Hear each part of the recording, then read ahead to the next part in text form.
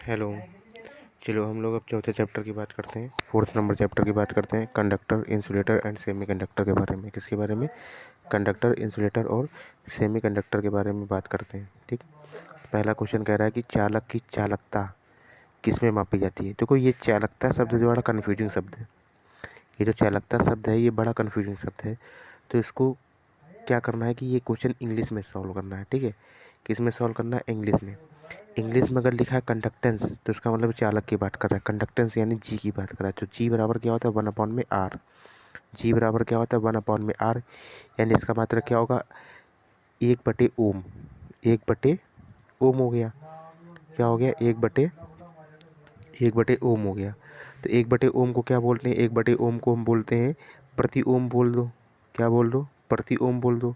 या फिर ओम को जब ऊपर लेके जाओगे तो क्या हो जाएगा? ओम इनवर्स हो जाएगा। क्या हो जाएगा? ओम इन्वर्स हो जाएगा। ठीक है, अब ओम इन्वर्स हो जाएगा या फिर इसी को ओम इन्वर्स को बोलते हैं मोह। क्या बोलते हैं हम लोग? ओम इन्वर्स को मोह बोलते हैं। क्या बोलते हैं? मोह। तो ये तुमको जरूर याद रखना है कि इंग्लिश में देखना है। ये कंडक्टेंस लिखा मतलब चालक की बात हो रही है। तो चालक जी बराबर होता है 1/r। तो इसका मतलब क्या हो जाएगा? मोह। अब एक होता है कंडक्टिविटी, उसको भी कभी कभी चालकता ही लिख देते हैं। ठीक है, तो कंडक्टिविटी अगर लिख के आता है यहाँ पे, अगर यहाँ पे कंडक्टिविटी लिख के आता तो इसका विलोम हो जाता है रेजिस्टिविटी। ठीक है, तो हमें क्या बताना था? कंडक्टेंस का विपरीत बताना। तो कंडक्टेंस का विपरीत क्या हो जाएगा? मोह हो जाएगा। कंडक्टेंस का विपरीत क्या हो जाएगा हमारा? कंडक्टेंस का विपरीत हमारा मोह हो जाएगा। ठीक है, तो कंडक्टेंस का विपरीत क्या हो जाएगा हमारा? मोह हो जाएगा। चलिए सेकंड नंबर क्वेश्चन पे आते हैं। सेकंड नंबर क्वेश्चन क्या बोल रहा है? कह रहा है सेकंड नंबर क्वेश्चन बोल रहा है कि कुचालकों में परमाणु की संयोजी में इलेक्ट्रॉनों की संख्या कितनी होती है। ठीक है, किसमें? कुचालकों में। ठीक है, कह रहा कुचालकों में परमाणु की संयोजी कक्षा में इलेक्ट्रॉन की संख्या कितनी होती है। ठीक है, कुचालकों में संयोजी इलेक्ट्रॉन की संख्या कितनी होती है कुचालकों में। ठीक है, तो कुचालकों में बताने की संयोजी इलेक्ट्रॉन की संख्या कितनी होती है। यानी बाहरी कक्षा में जो इलेक्ट्रॉन होते हैं उन्हीं को संयोजी इलेक्ट्रॉन बोलते हैं। बाहरी कक्षा में जो इलेक्ट्रॉन होते हैं उन्हीं को हम लोग संयोजी इलेक्ट्रॉन बोलते हैं। किसकी बात कर रहा है? कुचालकों की। कुचालक कौन से होते हैं? जिसमें 4 से अधिक इलेक्ट्रॉन होते हैं। जिसमें क्या होते हैं? 4 से अधिक इलेक्ट्रॉन होते हैं। 4 इलेक्ट्रॉन होते हैं तो वो हमारा क्या होता है? सेमी कंडक्टर होता है। और 1 से 3 इलेक्ट्रॉन जिसमें होते हैं वो हमारे कंडक्टर होते हैं। तो कुचालकों में संयोजी इलेक्ट्रॉन की संख्या कितनी होती है? 4 से अधिक होती है। D option. कुचालकों में संयोजी इलेक्ट्रॉन की संख्या कितनी होती है? 4 से अधिक होती है। अगले क्वेश्चन की बात करते हैं। अगला क्वेश्चन कह रहा है कि चालक पदार्थों में मानक चालक कौन सा है। चालक पदार्थों में मानक चालक कौन सा है? मतलब स्टैंडर्ड कंडक्टर कौन सा है? स्टैंडर्ड कंडक्टर मतलब सबसे ज़्यादा चालकता किसकी है। यानी कि इन सब चारों विकल्पों में, इसका मतलब ये होगा इन चारों विकल्पों में सबसे ज़्यादा चालकता किसकी है। सबसे ज़्यादा चालकता किसकी? तो सबसे ज़्यादा चालकता किसकी? चांदी की हमारी है। तो सबसे ज़्यादा चालकता किसकी है? चांदी की है हमारी। ठीक है, चलिए अगले क्वेश्चन की बात करते हैं। अगला क्वेश्चन क्या करें कि ओवरहेड लाइन में किस चालक का प्रयोग किया जाता है। ठीक है, ओवरहेड लाइन में किस चालक का प्रयोग किया जाता है? ओवरहेड लाइन में, तो ओवरहेड लाइन में किसका यूज़ किया जाता है? ओवरहेड लाइन में हम लोग ACSR चालक का यूज करते हैं। किसका यूज करते हैं? ACSR का। ठीक है, यानी कि ये ओवरहेड लाइन में मतलब बड़ी बड़ी लाइनों में, जैसे मान लो ट्रेन की लाइन हो गई। ठीक है, देखा होगा खेतों वगैरह में जो होता है खंबा टाइप का लगा होता है, उससे जो तार निकलती है उसके नीचे जब जाओ तो एक हमिंग करके आवाज़ आती है, जूं करके। तो उसको, उस वॉइस को हमिंग वॉइस बोलते हैं। ठीक है, तो हमको बोल रहा है कि ओवरहेड लाइन में कौन से चालक का प्रयोग किया जाता है। तो ओवरहेड लाइन में ACSR वायर का प्रयोग किया जाता है। किसका यूज किया जाता है? ACSR वायर का प्रयोग किया जाता है ओवरहेड लाइनों में। ठीक, तो ओवरहेड लाइन में किसका ओवरहेड लाइन में किस चालक का प्रयोग किया जाता है? ओवरहेड लाइनों में ACSR चालक का यूज किया जाता है। ठीक है, तो ओवरहेड लाइन में किस चालक का प्रयोग किया जाता है? तो ओवरहेड लाइन में ACSR चालक का यूज किया जाता है। ठीक है, अगले क्वेश्चन की बात करते हैं। कह रहा है कि चांदी की प्रतिरोधकता कितनी है। चांदी की प्रतिरोधकता कितनी है? ये तो याद होना चाहिए, चांदी की प्रतिरोधकता कितनी होती है। तो चांदी की जो प्रतिरोधकता होती है हमारे कितनी होती है? 1.64 इंटू 10⁻⁻6 है। प्रतिरोधकता की इकाई क्या होती है? ओम सेंटीमीटर या ओम मीटर। ठीक है, तो प्रतिरोधकता की इकाई क्या होती है? ओम सेंटीमीटर या ओम मीटर। तो 1.64 इंटू 10⁻⁻6 ओम सेंटीमीटर। ओम सेंटीमीटर। तो 1.64 इंटू 10⁻⁻6 ओम सेंटीमीटर, 1.64 इंटू 10⁻⁻6 ओम सेंटीमीटर या ओम मीटर, ओम सेंटीमीटर या ओम मीटर। इसके बाद हम तांबे की बात करते हैं। किसकी बात करते हैं? तांबे की बात करते हैं। ठीक है, तांबे की बात करते हैं। तांबे की प्रतिरोधकता कितनी होती है? तांबे की प्रतिरोधकता होती है 1.72 इंटू 10⁻⁻6, 1.72 इंटू 10⁻⁻6 होता है। ठीक है, इसके बाद एल्यूमिनियम की पूछता है। एल्यूमिनियम की प्रतिरोधकता पूछता है तो 2.89 इंटू 10⁻⁻6, 2.89 इंटू 10⁻⁻6। ठीक है ना। तो ये तीनों की प्रतिरोधकता तुमको क्या रखनी, याद रखनी। तीनों की प्रतिरोधकता क्या रखनी, याद रखनी है। ठीक है, अब इसमें देखो ज़रा, चलो नीचे लिखी भी है। ठीक है, तो यहाँ पे क्वेश्चन फॉर्म में लिख लो क्वेश्चन फॉर्म में कि चांदी, तांबा और एल्युमिनियम की प्रतिरोधकता तथा अपेक्षित घनत्व कितना होता है। ठीक है, चांदी, तांबा और एल्युमिनियम की प्रतिरोधकता तथा अपेक्षित घनत्व कितना होता है। ठीक, अब देखो एक क्वेश्चन यहाँ पे एक और क्रिएट होता है, ऐसे बोल देगा, कहेगा कि ये बताइए कि जो एल्युमिनियम होता है, एल्युमिनियम जो होता है वो तांबे की अपेक्षा कितना अधिक होता है। ये देखो, ये एल्युमिनियम है, ये हमारा तांबा है। तो देखो ये 1.7 है और ये क्या है, 3 के आसपास है। मतलब ये अगर देखा जाए तो ये 1.5 के आसपास है, ये क्या है, 3 के आसपास है। ठीक है, यानी इसका कितना है, 1/3 है। ठीक है, 1/3 है, ऐसे आता है क्वेश्चन। जैसे कि इसमें आगे मिलेगा क्वेश्चन तब ज़्यादा बताएंगे, तब ज़्यादा समझ में आएगा। ठीक है, तो फिलहाल तो अभी यहाँ पे लिख लेना चांदी, चांदी, तांबा, एल्युमिनियम की प्रतिरोधकता बताओ तथा अपेक्षित घनत्व, ये अपेक्षित घनत्व तथा अपेक्षित घनत्व भी बताना है। तो ये याद होनी चाहिए, तीनों की डिजिट याद होनी चाहिए, यानी कि 6 क्वेश्चन हो गए इसके अंतर्गत तुम्हारे। ठीक है, अगला क्वेश्चन आता है, कहना तांबे का अपेक्षित घनत्व कितना होता है। तो ये सब रटने वाली क्वेश्चन है। तांबे का अपेक्षित घनत्व कितना होता है, 8.9 होता है। ठीक है, तो वही हमने क्वेश्चन बोला है कि चांदी, तांबा तथा एल्युमिनियम की प्रतिरोधकता तथा अपेक्षित घनत्व बताइए। ये तीनों के अपेक्षित घनत्व लिखे हुए हैं। ठीक है, तांबा, चांदी और एल्युमिनियम के अपेक्षित घनत्व लिखे हुए हैं यहाँ पे। ठीक, इसके बाद दूसरा क्वेश्चन लिखो कि अपेक्षित घनत्व का मात्रक बताइए। तो अपेक्षित घनत्व का कोई मात्रक नहीं होता, मात्रक विहीन होता है। अपेक्षित घनत्व का कोई मात्रक नहीं होता, मात्रक विहीन होता है। ठीक है, इसके बाद दूसरा क्वेश्चन लिखिए, घनत्व का मात्रक एमकेएस तथा सीजीएस पद्धति में बताइए। घनत्व का मात्रक एमकेएस तथा सीजीएस पद्धति में बताइए। तो घनत्व का मात्रक एमकेएस पद्धति में क्या होगा, किलोग्राम प्रति मीटर क्यूब, किलोग्राम प्रति मीटर क्यूब। और सेंटीमीटर में क्या होगा, सीजीएस पद्धति में क्या होगा, ग्राम प्रति सेंटीमीटर क्यूब। ठीक है, सीजीएस में क्या होगा, ग्राम प्रति सेंटीमीटर क्यूब होगा हमारा सीजीएस में। तो सीजीएस पद्धति में कितना होगा, ग्राम प्रति सेंटीमीटर क्यूब। ठीक है, तो कह रहा तांबे का अपेक्षित घनत्व कितना होता है, 8.9 होता है। तांबे का अपेक्षित घनत्व कितना होता है, 8.9 होता है। ठीक है, चलिए अब हम बात करते हैं 7वें नंबर क्वेश्चन की। देखो अपेक्षित घनत्व क्या होता है, ठीक है, और घनत्व क्या होता है, इन दोनों में बड़ा अंतर होता है। अपेक्षित घनत्व मतलब होता है कि दोनों का सेम में कंपेयर कराना। ठीक है, एम बराबर क्या होता है, वीटी होता है। एम बराबर क्या होता है, वीटी होता है। यानी द्रव्यमान बराबर होता है आयतन इंटू घनत्व। द्रव्यमान बराबर क्या होता है, आयतन इंटू घनत्व। तो घनत्व बराबर यानी डी बराबर क्या हो जाएगा, घनत्व यानी कि डी बराबर क्या हो जाएगा, डी बराबर हो जाएगा एम अपॉन में वी। क्या हो जाएगा, एम अपॉन में वी। तो डी बराबर हो जाएगा एम अपॉन में वी। एम का मतलब हो गया द्रव्यमान, वी का मतलब हो गया आयतन। ठीक है, तो द्रव्यमान एम के एस पद्धति में मीटर किलोग्राम, यानी कि द्रव्यमान क्या होगा, केजी, और मीटर क्यूब यानी कि मीटर क्यूब, केजी प्रति मीटर क्यूब। ये हमारा क्या हो गया एम के एस पद्धति में। अगर हम इसी को सीजीएस पद्धति में लिखें तो ग्राम, मतलब एम को किससे लिखेंगे, सीजीएस पद्धति में ग्राम होता है तो ग्राम प्रति सेंटीमीटर क्यूब। ठीक है, तो इसका मतलब क्या होगा, ग्राम प्रति सेंटीमीटर क्यूब हो जाएगा। ठीक है, ये तो हो गया तांबे का अपेक्षित घनत्व। इसके बाद अगले क्वेश्चन की बात करते हैं। कह रहा है मोटर बाइंडिंग में किसका उपयोग किया जाता है। मोटर बाइंडिंग में किसका उपयोग करते हैं। ठीक है, 7वां नंबर क्वेश्चन क्या करा है, मोटर बाइंडिंग में किसका यूज करते हैं। तो मोटर बाइंडिंग में हम लोग अनिलीकृत तांबे का यूज किया जाता है। तो मोटर बाइंडिंग में किसका यूज किया जाता है, अनिलीकृत तांबे का यूज किया जाता है मोटर बाइंडिंग में। ठीक है, तो मोटर बाइंडिंग में किसका यूज होता है, अनिलीकृत तांबे का यूज किया जाता है। बहुत अच्छा क्वेश्चन है 7वां नंबर। ठीक है, तो मोटर बाइंडिंग में किसका यूज किया जाता है, तो तांबे का यूज किया जाता है। कैसा होता है, अनिलीकृत होता है। क्या होना चाहिए, अनिलीकृत मतलब नरम होता है। ठीक है, अनिलीकृत का मतलब होता है नरम टाइप का होता है। ठीक है, चलिए अगले क्वेश्चन पे आते हैं। अगला क्वेश्चन क्या कर रहा है कि एल्युमिनियम, इसी क्वेश्चन की बात कर रहे थे। ठीक है, जो जब तुमको 5th नंबर क्वेश्चन कराया तो इसी क्वेश्चन की कंपेयर की बात कर रहे थे।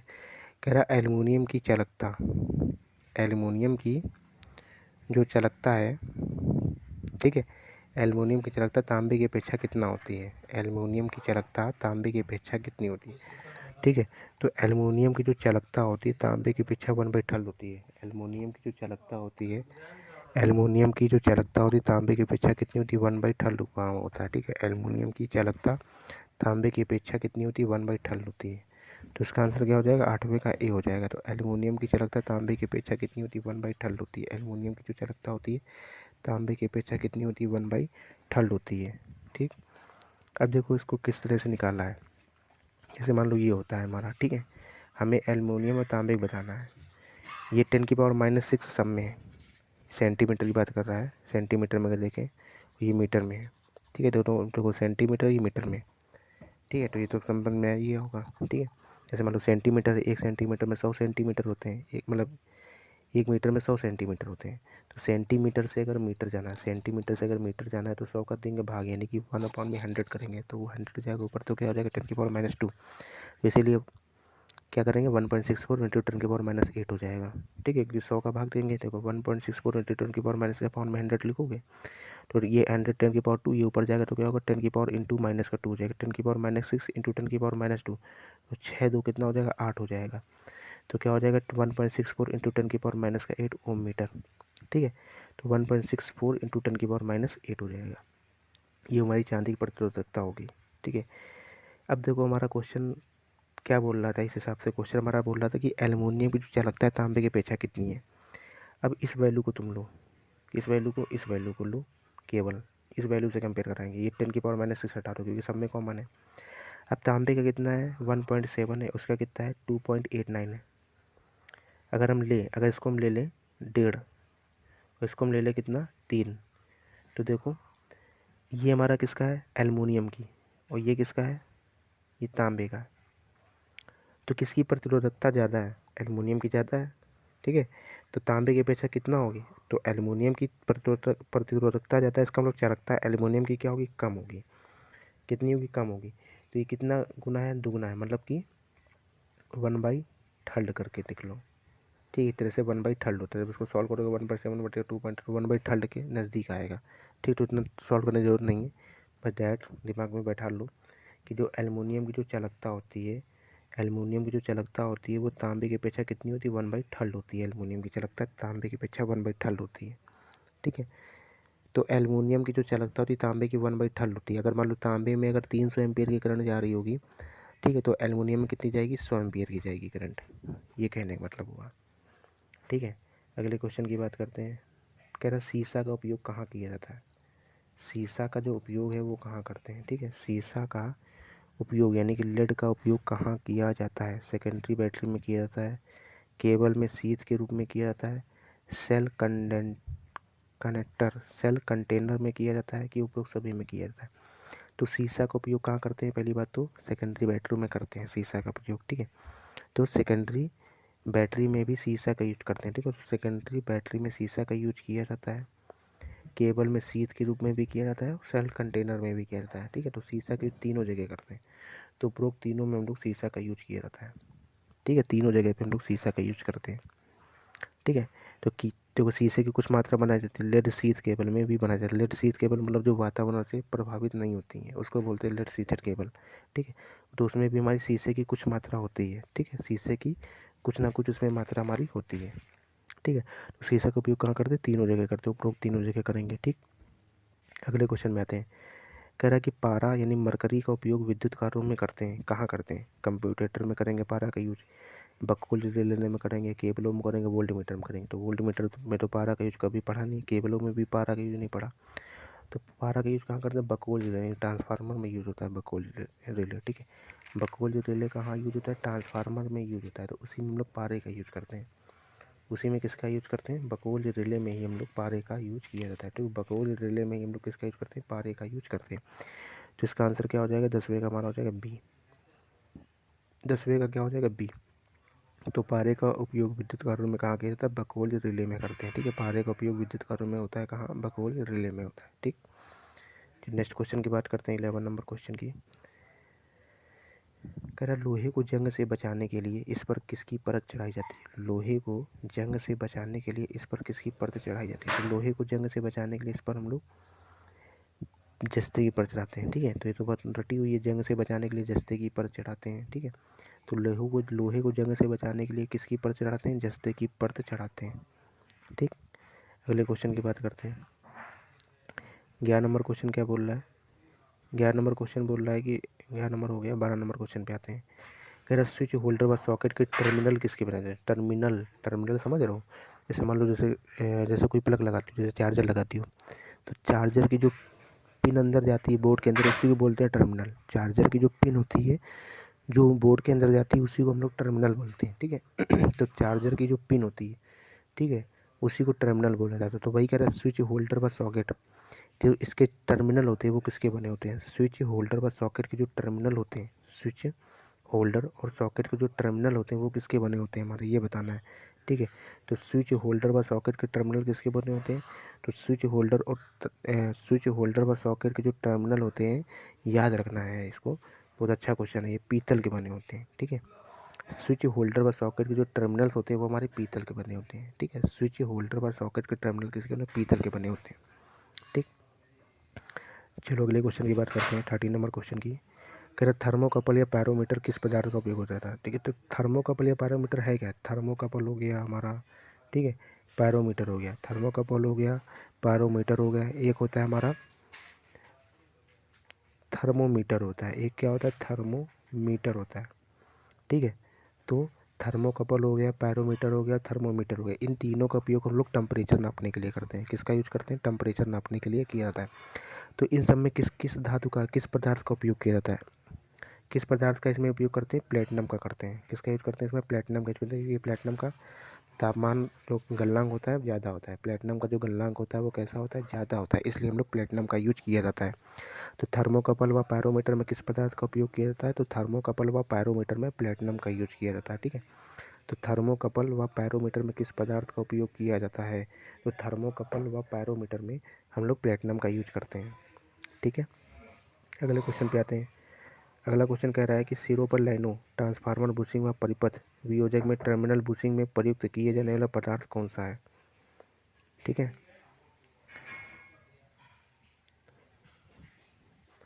तो कह रहा है कि सिरों पर लाइनों, ट्रांसफार्मर बुशिंग, ठीक है, सिरों पर लाइनों, ट्रांसफार्मर बुशिंग हो गया, ठीक है। वह परिपथ वियोजक के टर्मिनल बुशिंग में प्रयुक्त किए जाने वाला पदार्थ कौन सा है? प्रयुक्त किए जाने वाला पदार्थ कौन सा है, ठीक है। तो सिरों पर लाइनों, ट्रांसफार्मर बुशिंग व परिपथ वियोजक के टर्मिनल बुशिंग में प्रयुक्त किए जाने वाला पदार्थ कौन सा है, ठीक है। तो इन सब में किसका यूज करते हैं ये हमको बताना है। तो इसमें सब में, इन सब में किसका यूज करते हैं हम लोग? पोर्सलिन का यूज करते हैं। किसका यूज करते हैं? पोर्सलिन का। तो सिरों पर लाइन, ट्रांसफार्मर बुशिंग, ठीक है, और परिपथ वियोजक मतलब जो परिपथ को, परिपथ से जो लाइन कट हो जाती है, परिपथ से जो लाइन हमारी कट हो जाती है उसकी बात कर रहा है, ठीक है, वो तो परिपथ वियोजक, ठीक है। तो परिपथ वियोजक मतलब परिपथ से अलग करना है। जैसे मान लो कोई करंट आ रही है, इसको परिपथ से में अलग करना है, ठीक है, तो उसको बोलते हैं परिपथ वियोजक, ठीक है। तो इन सब में किसका यूज करते हैं हम लोग? पोर्सलिन का यूज करते हैं। किसका यूज करते हैं? पोर्सलिन का यूज किया जाता है, ठीक है। तो सिरों पर लाइनों, ट्रांसफार्मर बुशिंग, ठीक, में कौन सा पदार्थ यूज किया जाता है? पोर्सलिन का यूज किया जाता है, ठीक है। अगले क्वेश्चन पे आते हैं। अगला क्वेश्चन क्या कह रहा है? कह रहे कि प्राकृतिक रूप में पाए जाने वाला अर्धचालक कौन सा है? तो बिल्कुल रटा हुआ सिलिकॉन, जर्मेनियम, ठीक है, बताने की जरूरत ही नहीं है इसको। अगले क्वेश्चन पे आते हैं, 16 नंबर क्वेश्चन पे। कह रहा है 180 डिग्री सेंटीग्रेड से अधिक तो वायु वाहक वाला तरीका, तो वायु वाहक 180 डिग्री अधिकतम सुरक्षित तापमान के लिए किस वर्ग में आता है? तो किस में आता है? हमारा एच वर्ग में आता है। किस में आता है? एच वर्ग में आता है। ये भी चार्ट बिल्कुल तरीके से दो कि ये चार्ट कितना इंपॉर्टेंट है, बहुत जगह क्वेश्चन आते हैं इस चार्ट से। 4-5 चीज़ें हैं, मतलब स्टार्टिंग के 8-9 चैप्टर में जो बहुत चीज़ें पूछी जाती हैं। अगले क्वेश्चन में आते हैं। कह रहा माइका का जो सुरक्षित तापमान है कितना होता है? यानी माइका यानी अभ्रक, तो अभ्रक जो है उसका सुरक्षित तापमान कितना होता है? अभ्रक यानी माइका का जो सुरक्षित तापमान होता है वो हमारा कितना होता है, ठीक है। माइका का सुरक्षित तापमान कितना होता है ये हमको बताना है। माइका यानी अभ्रक का अधिकतम सुरक्षित तापमान कितना होता है? तो माइका यानी अभ्रक का अधिकतम सुरक्षित तापमान होता है 220 डिग्री सेंटीग्रेड से 250 डिग्री सेंटीग्रेड होता है, ठीक है। तो अधिकतम, तो माइका यानी अभ्रक का अधिकतम सुरक्षित तापमान कितना होता है? 220 डिग्री सेंटीग्रेड से 250 डिग्री सेंटीग्रेड होता है। 220 20 डिग्री सेंटीग्रेड से 250 डिग्री सेंटीग्रेड होता है। माइका का अधिकतम सुरक्षित तापमान 220 डिग्री सेंटीग्रेड से 250 डिग्री सेंटीग्रेड होता है। ठीक है, तो इसका आंसर क्या हो जाएगा? बी ऑप्शन हो जाएगा। चलिए अगले क्वेश्चन में आते हैं। 3 नंबर क्वेश्चन में कह रहा है कि कुचालक पदार्थों, ठीक है, कुचालक यानी इंसुलेटर पदार्थों का ताप प्रतिरोध गुणांक कितना होता है? इंसुलेटर यानी कि कुचालक पदार्थों का ताप प्रतिरोध गुणांक कितना होता है? कुचालक पदार्थों का ताप प्रतिरोध गुणांक कितना होता है, ये बताना है। तो कुचालक पदार्थ है, ये भी क्वेश्चन बहुत पूछा जाता है। चालक पदार्थ क्या होता है? तापमान बढ़ाने पर प्रतिरोध बढ़ता है, तो धनात्मक टेम्परेचर कॉफिशिएंट, ठीक है, पॉजिटिव टेम्परेचर कॉफिशिएंट हो गया, धनात्मक ताप गुणांक हो गया। कुचालक और चालक में तापमान बढ़ाने पर प्रतिरोध का मान घटता है, तो नेगेटिव टेम्परेचर कॉफिशिएंट हो गया। तो कुचालक आ गया। कुचालक का प्रतिरोध ताप गुणांक कैसा होता है? ऋणात्मक होता है। कैसा होता है? ऋणात्मक होता है, यानी कि डी ऑप्शन। ठीक है, अगले क्वेश्चन में आते हैं। 19 नंबर क्वेश्चन क्या बोल रहा है? 19 नंबर क्वेश्चन बोल रहा है कि जब ताप बढ़ता है तब जर्मेनियम और प्रतिरोध, जर्मेनियम और सिलिकॉन का मतलब जर्मेनियम मतलब इस सेमी कंडक्टर की बात कर रहा है। तो ताप बढ़ाने पर सेमी कंडक्टर का प्रतिरोध क्या होता है? घटता है। तो क्या हो जाएगा? घटता है। इसका आंसर क्या हो जाएगा? B option. तो 19 का क्या हो जाएगा? बी। तो ये भी क्वेश्चन बहुत पूछा जाता है यार, बहुत ज़्यादा। ठीक है, तो 19 का क्या हो जाएगा? बी ऑप्शन हो जाएगा। चलो अगले क्वेश्चन में आते हैं। 20 नंबर क्वेश्चन, यूरेका का ताप गुणांक क्या होता है? वो यूरेका का प्रतिरोध ताप गुणांक क्या होता है? यूरेका का प्रतिरोध ताप गुणांक क्या होता है? यूरेका का प्रतिरोध ताप गुणांक क्या होता है? लगभग 0 होता है। ठीक है, तो यूरेका का प्रतिरोध ताप गुणांक, यूरेका का ताप प्रतिरोध गुणांक कितना होता है? 0 होता है। ठीक है, तो यूरेका का ताप प्रतिरोध गुणांक कितना होता है? लगभग 0 होता है। ठीक है, यूरेका का ताप प्रतिरोध गुणांक कितना होता है? तो यूरेका का ताप प्रतिरोध गुणांक जो होता है वो लगभग हमारा 0 होता है। ठीक है, तो यूरेका का ताप प्रतिरोध गुणांक कितना होता है? यूरेका का ताप प्रतिरोध गुणांक जो होता है हमारा लगभग क्या होता है? 0 होता है। ठीक है, तो वही बोल रहा है कि यूरेका का ताप प्रतिरोध गुणांक कितना होता है? तो यूरेका का ताप प्रतिरोध गुणांक जो होता है हमारा लगभग क्या होता है? 0 के बराबर होता है। अगले क्वेश्चन पे आते हैं। यूरेका में निकिल और तांबे का मिश्रण होता है। 40% निकिल और 60% तांबे, सब तो पढ़ चुके हो यूरेका के बारे में। ठीक है, इसका प्रतिरोध ताप गुणांक कितना होता है? टेम्परेचर कॉफिशिएंट इसका 0 होता है। अगले क्वेश्चन में आते हैं। कह रहा है एक रोधन पदार्थ का मूल गुण क्या है? एक रोधन पदार्थ का मूल गुण क्या है? एक रोधन पदार्थ यानी इंसुलेटिंग मटेरियल, यानी कि इंसुलेटिंग मटेरियल।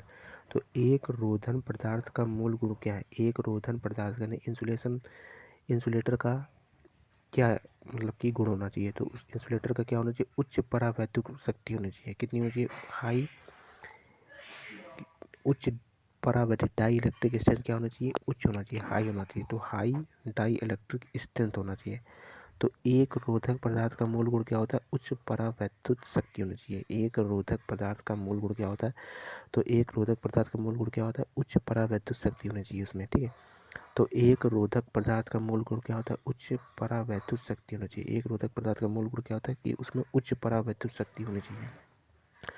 तो बोल रहा एक रोधक पदार्थ का मूल गुण क्या होता है? एक रोधक पदार्थ का मूल गुण क्या होता है? तो एक रोधक पदार्थ का मूल गुण ये होता है कि इसमें उच्च परावैद्युत शक्ति होनी चाहिए। एक रोधक पदार्थ का मूल गुण क्या होता है? कि उसमें हमारी उच्च परावैद्युत शक्ति होनी चाहिए। क्या होनी चाहिए? उच्च, ठीक है, परावैद्युत शक्ति होती है। एक रोधक पदार्थ का मूल गुण क्या है? कि इसमें उच्च परावैद्युत शक्ति होती है। ठीक है, तो 21 का क्या हो जाएगा? बी ऑप्शन हो जाएगा। चलिए 22 नंबर क्वेश्चन में आते हैं। कह रहा है कि फैन रेगुलेटर में किस प्रतिरोध का यूज करते हैं? तो इसको भी याद रखना कि फैन रेगुलेटर बहुत अच्छा क्वेश्चन है ये।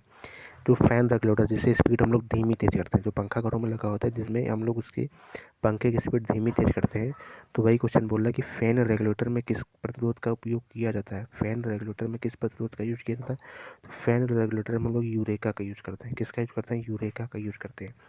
तो फैन रेगुलेटर में किस प्रतिरोध का उपयोग होता है? तो फैन रेगुलेटर में हम लोग यूरेका का यूज करते हैं। ठीक है, तो फैन रेगुलेटर में किसका यूज किया जाता है? फैन रेगुलेटर में हम लोग यूरेका का यूज करते हैं। फैन रेगुलेटर में किसका यूज किया जाता है? तो फैन रेगुलेटर में हम लोग यूरेका का यूज करते हैं। ठीक है, अगले क्वेश्चन में आते हैं। कह रहा नाइक्रोम, किसकी बात कर रहा है? नाइक्रोम। नाइक्रोम का प्रतिरोधकता व गलनांक कितना होता है? नाइक्रोम का प्रतिरोधकता व गलनांक कैसा होता है? नाइक्रोम की बात कर रहा है। ठीक है, नाइक्रोम का यूज, नहीं, नाइक्रोम तार का यूज क्या, जो गलनांक होता है, टेम्परेचर होता है, और जो प्रतिरोधकता कैसा होता है? उच्च होता है नाइक्रोम तार का। ठीक है, उच्च होता है इसका प्रतिरोधकता। भी तो हम लोग सब चालक पदार्थों के रूप में ज़्यादा यूज नहीं करते हैं। हीटिंग मटेरियल वाले नाइक्रोम का यूज क्या करता है? हीटिंग एलिमेंट वाले मटेरियल में इसका यूज करते हैं। ठीक है, जैसे कि हमारा हमारा जैसे कि हो गया हमारा क्या बोलते हैं उसको, ताप हीटर जो होता है उसमें भी नाइक्रोम तार का यूज होता है, ठीक है। तो उसका हीटर में क्या होता है, कितनी तेज़ जलता है, नॉर्मल तार होगी तो जल के टिकल के बेकार हो जाएगी, ठीक है। तो नाइक्रोम तार चाहिए उसके लिए हमारा, ठीक है।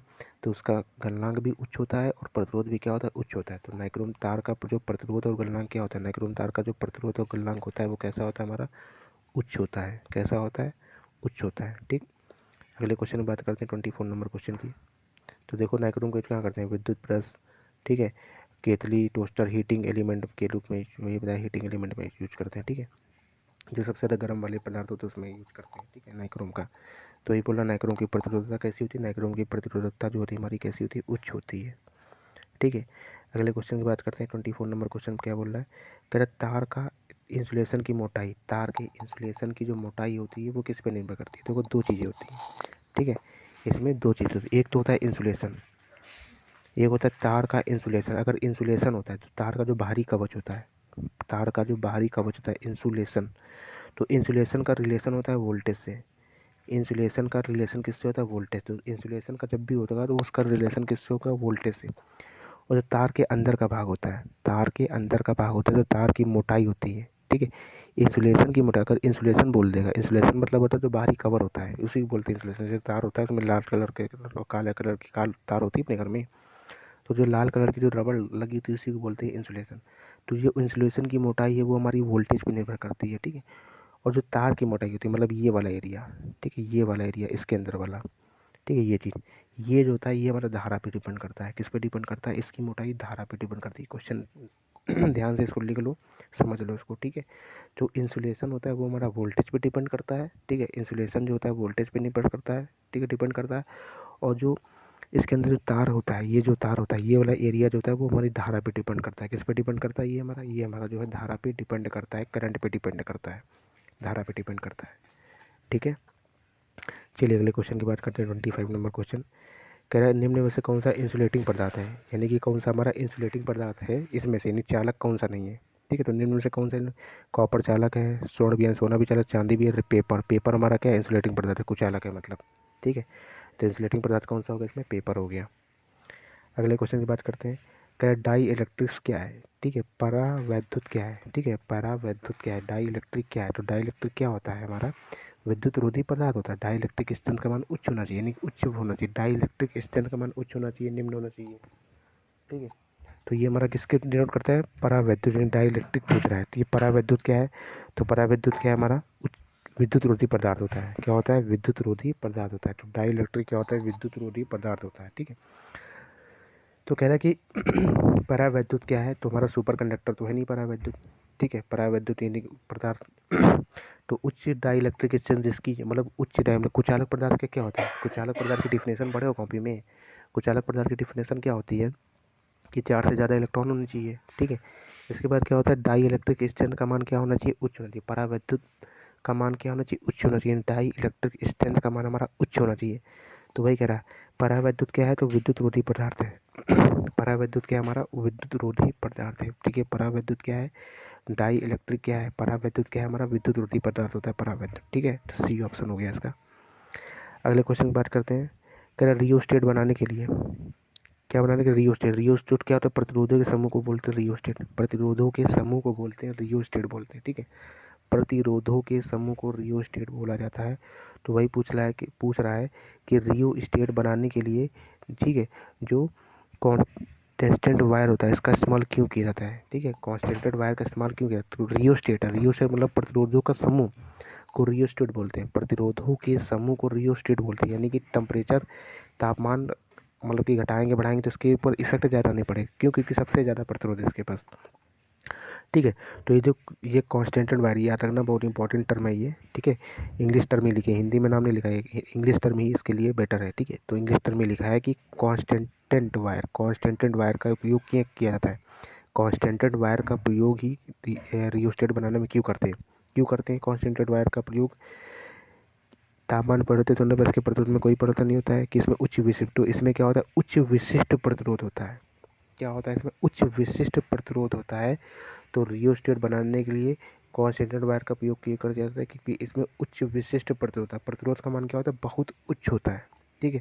अगर बी ऑप्शन ना होता ना तो ए ऑप्शन सही होता, अगर बी ऑप्शन ना होता तो ए ऑप्शन सही होता, क्योंकि प्रतिरोध बहुत उच्च है, बहुत ज़्यादा उच्च है, तो इसका मतलब इसको गर्म भी बहुत ज़्यादा करना पड़ेगा, उच्च है तो मतलब इसका गलनांक भी बहुत उच्च होगा, तो इस हिसाब से ए आंसर सही होता। अगर बी ऑप्शन ना होता तो तब हमारा ये ऑप्शन होता है कि तापमान परिवर्तित होने पर इसके प्रतिरोध पर कोई परिवर्तन नहीं होगा। ठीक है, तो ऑप्शन पे भी बहुत डिपेंड, बहुत सारे क्वेश्चन तो ऑप्शन पे डिपेंड करती है कौन सा आंसर हमको देना है। ठीक है, तो इसके हिसाब से क्या हो जाएगा, आंसर बी हो जाएगा।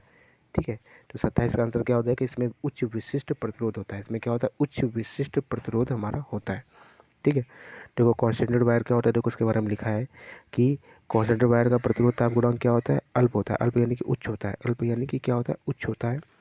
अतः तापमान परिवर्तित होने पर प्रतिरोध पर कोई परिवर्तन नहीं होता है, तापमान परिवर्तित होने पर, ठीक है, प्रतिरोध में कोई परिवर्तन नहीं होता है। देखो ए ऑप्शन भी लिखा हुआ है, इसमें लिखा है ए ऑप्शन, तापमान परिवर्तित होने पर इसके प्रतिरोध पर कोई परिवर्तन नहीं होता। तो वही चीज़ है, कौन सा ऑप्शन सबसे ज़्यादा सूटेबल लग रहा है, दोनों में बी ऑप्शन ज़्यादा सूटेबल लग रहा है, क्योंकि उच्च विशिष्ट प्रतिरोध बोल दिया तो ये नंबर वाली चीज़ तो उसके अंदर इंक्लूड होगी, ए नंबर वाली चीज़ बी के अंदर ही इंक्लूड होगी जब तुमने बोल दिया उच्च विशिष्ट प्रतिरोध, इसलिए हम लोग बी ऑप्शन, इसका आंसर क्या दिए, बी दिए हुए हैं। ठीक है, चलिए अगले क्वेश्चन की बात करते हैं, 28 क्वेश्चन की। कह रहा किस माध्यम में न्यूनतम डाई इलेक्ट्रिक क्षमता होती है। ठीक है, किस माध्यम में न्यूनतम डाई इलेक्ट्रिक क्षमता होती है, न्यूनतम डाई इलेक्ट्रिक क्षमता किस माध्यम में होती है। ठीक है, न्यूनतम डाई इलेक्ट्रिक क्षमता जो होती है वो किस माध्यम में होती है, तो कह रहा किस माध्यम में न्यूनतम डाई इलेक्ट्रिक क्षमता होती है, किस माध्यम में न्यूनतम डाई इलेक्ट्रिक क्षमता होती है।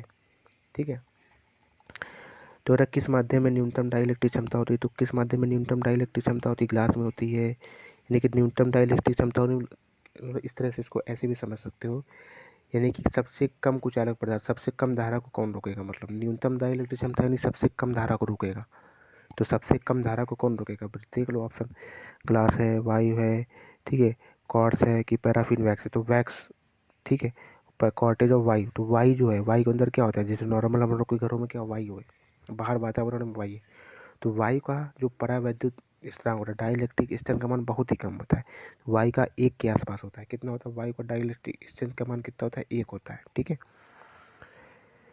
देखो 1.005 में 0 मतलब 1 के बराबर ही है समझो, तो वायु का डाइलेक्ट्रिक स्ट्रेंथ कितना होता है, 1 होता है, तो सबसे कम डाइलेक्ट्रिक कितना किसका है इसमें, वायु का है, किसका है, वायु का है।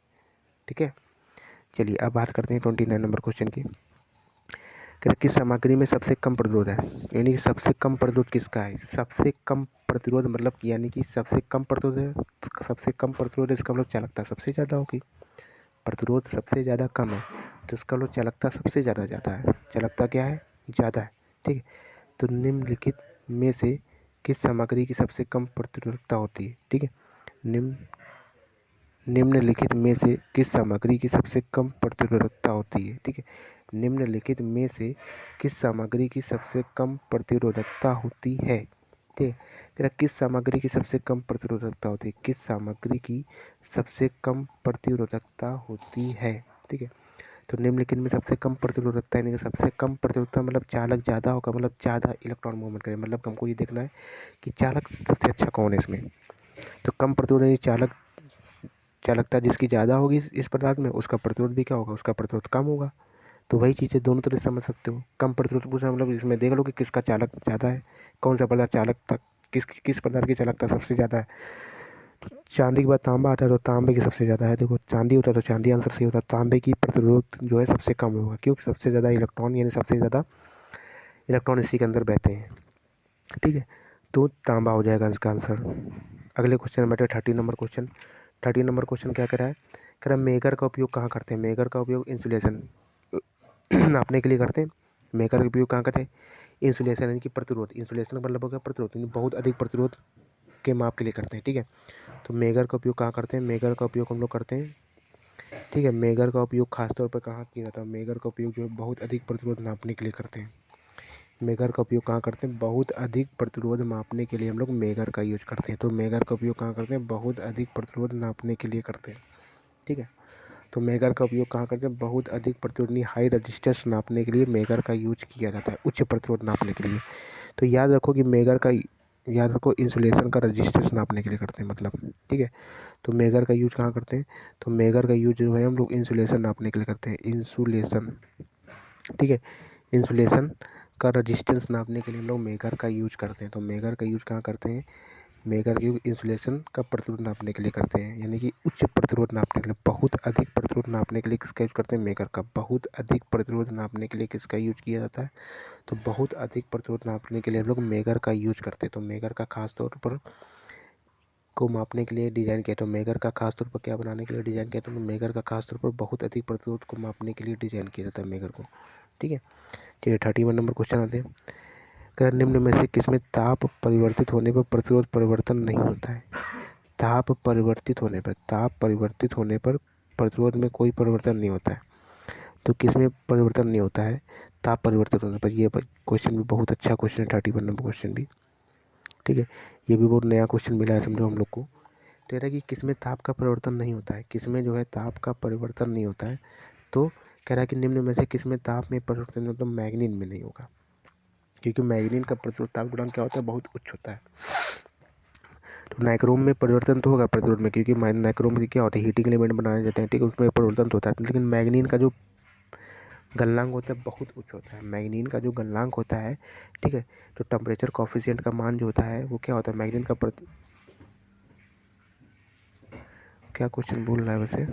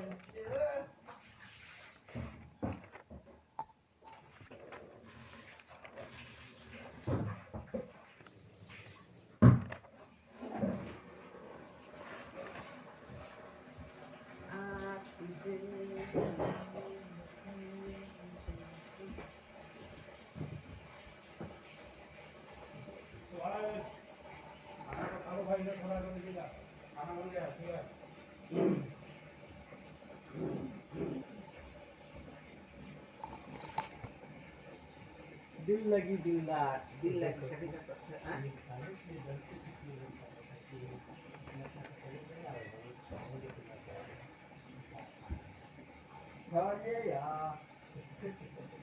मेरे को फिनिशिंग नहीं निकाला है।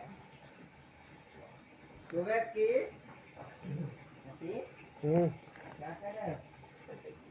कुछ नहीं। पोती पत्रा पर लगे हुए हैं।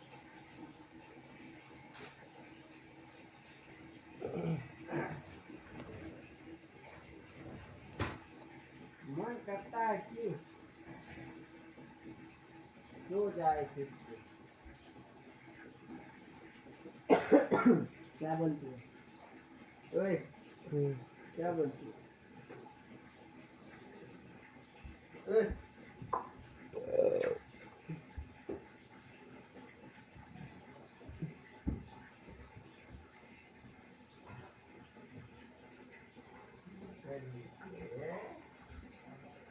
कान में डाल लेंगे।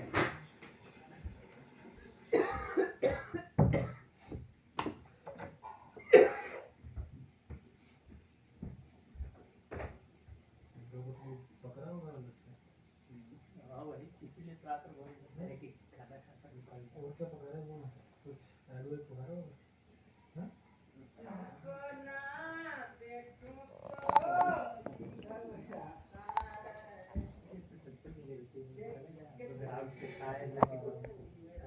कोई दूसरे है नए सामान से बात करें नहीं क्या नहीं अब तो तुम्हारे पास पेमेंट नहीं है पेमेंट की कोई दिक्कत नहीं है